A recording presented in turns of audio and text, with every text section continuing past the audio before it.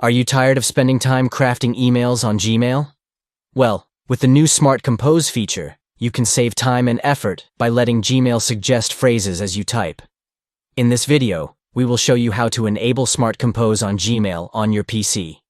First, open gmail.com on your web browser. Next, look for the gear icon located on the top bar of your Gmail interface. Click on it, and then select Open All Settings from the drop-down menu. In the Settings menu, navigate to the General section and locate the Smart Compose option. Click on Writing Suggestions On to enable the feature. Scroll down to the bottom of the page and click on Save Changes to apply the settings. A confirmation message will appear. Click on Confirm to finalize the process. And that's it. You have successfully enabled Smart Compose on Gmail on your PC. Now let Gmail help you compose emails faster and more efficiently. Give it a try and see how much time you can save with this handy feature. Thanks for watching.